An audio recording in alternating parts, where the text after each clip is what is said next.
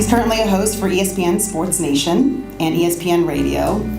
He was raised in Compton. Yep, and educated at Columbia University. Please help me in welcoming the person who kind of doesn't blend in the room, so we all know. Former Los Angeles Charger, Marcellus Wiley. Wow, look at me. Yes, I appreciate the opportunity, the honor of being in front of you guys and talking about not only my experiences, but the impact you guys can have on every child's experience through sport, through academics, and through the social curricular. Now, what is that? It's not a word I just made up. It's something that I learned over a few years of struggle. And there's some familiar faces in here who obviously know my story probably better than myself and Wikipedia combined. But I just want to recap some of the elements and evolve and go a little deeper into my story. So as I was constructed, I would say, based on my experiences as they shaped me, I think the first thing I learned was identity. And I talk about that all the time, and I try to say it first because it's so important for these kids to know their identity.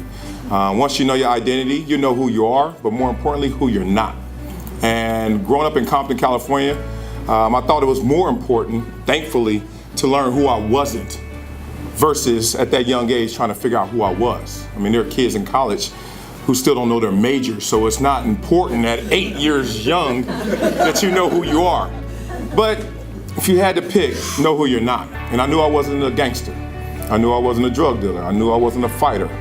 I knew I didn't want to live out there on those streets. I saw those streets come in the house every single day through family members who would bully the entire city and neighborhood and then come inside and cry tears that they would never let the outside world see. So identity is so important for these young kids. And once again, emphasize it's okay you don't know what you want to be. Because every time I go to an elementary school, every single kid, you want to be a football player? You know, you want to be a basketball player? They give you a higher for basketball players. Baseball players, not as high, but you know. They don't know the money yet. right. They don't know the money yet. But it's so important to make sure that these kids learn that identity, or at least let's start shaping that identity. Second thing is, it's the focus. I learned this through my experiences of, I'm back in that hard-nosed, grinded out, Bobby Knight, Bill Parcells, Marty Schottenheimer. I can hear double days and triple days right now. I mean, insane process to get on that football field. But what it taught me in terms of focus is there was an old school way of doing it and a new school way of doing it. And the old school way used to be focus, and you throw one dot on the wall. Well, that's three. But you throw one dot on the wall. And you focus in on that one dot. I mean, coaches will be mad at you if you didn't eat, sleep, drink, talk, think, football. You do that? Okay, this guy wants it. Then I got to the pros and started to look around and started to see how dynamic these personalities and these players were from all over the world, and realized that's not really what focus is. It's about having hundreds of dots on the wall, as many as you can, but knowing which dots to prioritize. And that was a completely different experience for me. And I want to make sure that you guys take that back to these kids. Let's fill these kids up. Let's give them volume. Let's give them opportunity.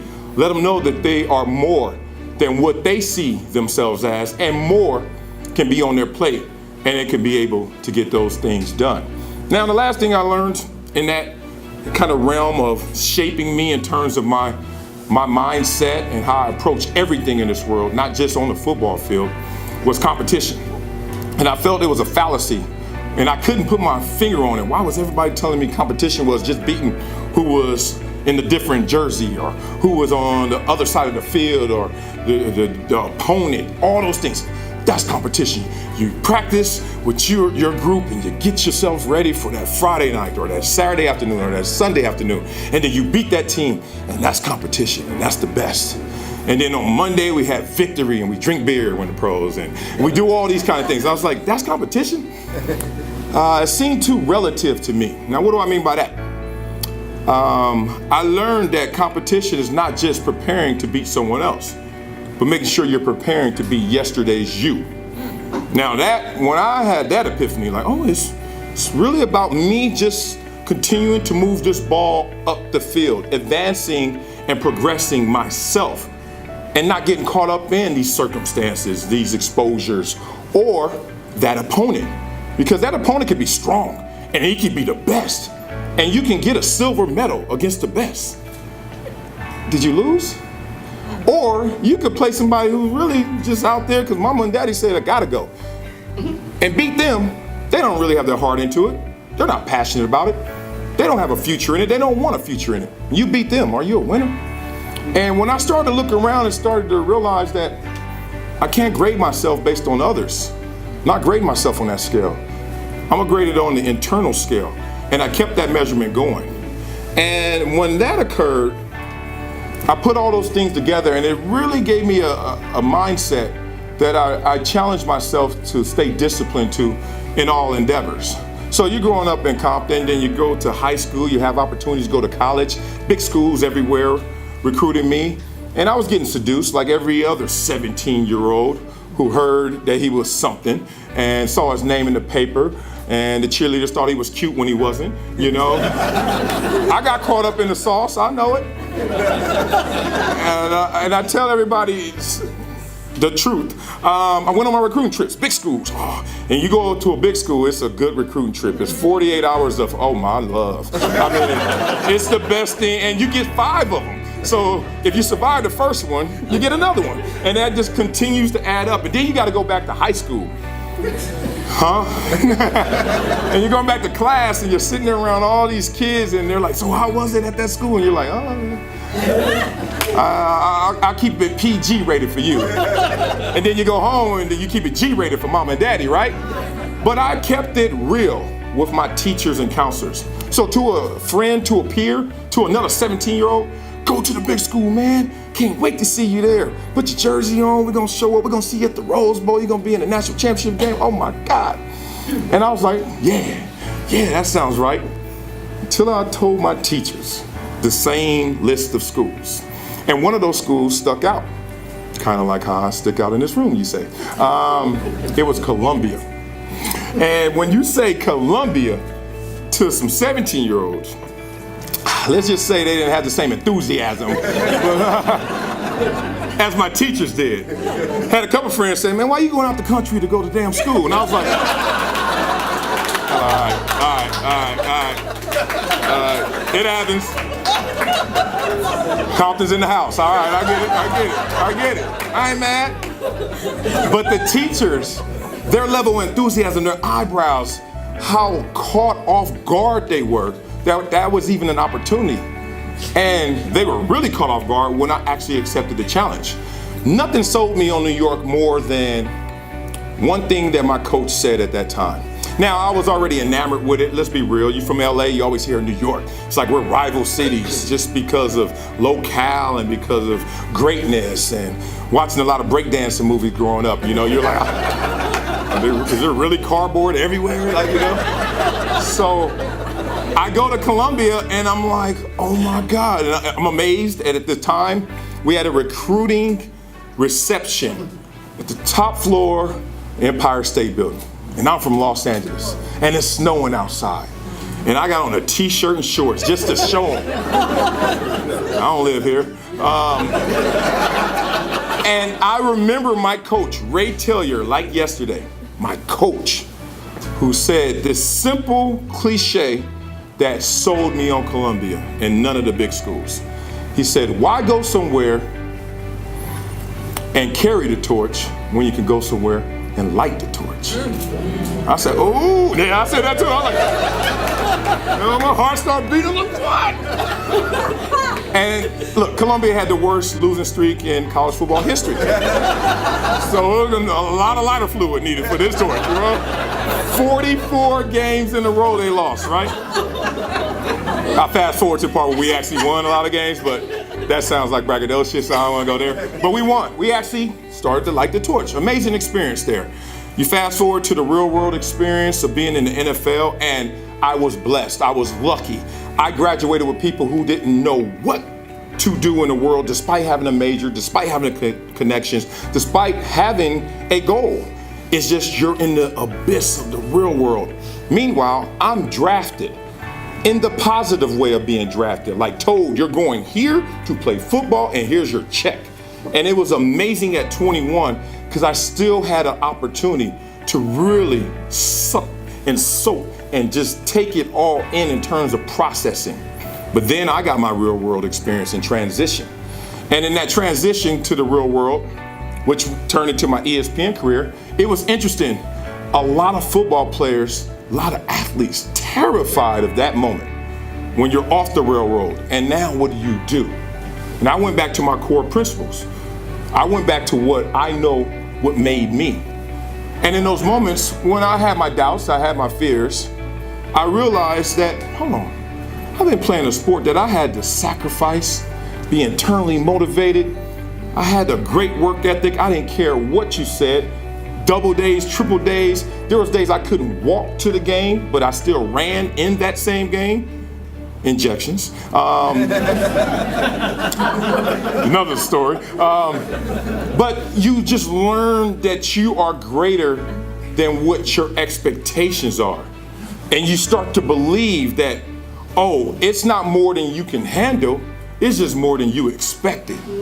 But as soon as you get that next rep and you make that opportunity happen, look what happens in terms of your ceiling rising. And what I really want to tell everyone is when you're around these kids, other than the core principles that I talked about, focus, competition, identity, tell these kids that they're all winners. And I know that sounds like participation trophy talk, which usually divides the room. But I'm gonna tell you the truth. I always believe we're all winners because I know that attention is invention. Think about it. Whatever you want, you put enough time into it, you put enough hard-earned sweat, tears, you grind for it, usually it materializes, right? Attention is invention. But also tell those kids to know what game you're playing. Because you can win, but you gotta win at the right game. And the rules are constantly changing, and every part of that process is ever evolving. But I saw kids 9, 10, 11 years old want to be an athlete. I'm in that line. Want to be a star student. I'm in that line also. Wanted to be the class clown. Had a toe in that line too. Here we go. Now we're getting off the rails a little bit. Wanted to just be the cool kid. Wanted to dress fresh. Just everybody, every day I show up 8 o'clock. Whoa, what you got on? And then sit in the back, not trying to get a wrinkle, not trying to study. Then the guy who just wanted to chase every single girl at their school. And then there was a guy who was like, you know what, school's boring. I'm just gonna be here until 3 o'clock and then my life starts. On the streets. I started to put a correlation and commonality and all that. I was like, these guys are choosing what they want to give attention to. And then the guy who wanted to be popular, guess what he was? Popular. But what game is that? What does that look like in the end of the fourth quarter? Then the guy who just wanted to hang out and be tough and, yeah, I'm the man, actually became the man. But what did that turn into? And that's the thing. They're all winners. In my mind, they're all winners. We just got to make sure we direct them and let them know how that game is played and ultimately how that game can end. So all those things said, I want everyone in here to challenge yourself to live up to what PCA really means. Positive Coaching Alliance, right? Positive, think about it, positive. Because nothing's perfect and nothing's completely wrong, completely faulty, right? So it's all a relative experience somewhere in there. Positive says, got that choice to make these things good despite not being perfect. That's your fuel. The coaching part is interesting because that's where you guys really play a part in terms of helping these kids understand that map and reading that map and deciphering that information. And that alliance, I know you guys weren't in the room with the parents, but you're the third parent. Think about it, coaches are the third parent. Not there during the nature times, but there to nurture these kids. And when these kids see you, they're seeing you more waking hours than their parents in many instances. They're spending 4 or 5 hours a day with you guys, coaches. And I just want everyone to know through that experience, through the Positive Coaching Alliance, key word really is that alliance. Because these kids feel like they're by themselves a lot of times in that car, in that vehicle. And that alliance is who's in the car with them and lets them know who's supporting them on that road ahead and give them that positive fuel to continue to succeed. So thank everyone in here. Make sure you tell these kids what I said. And I thank you guys for your support. Appreciate it.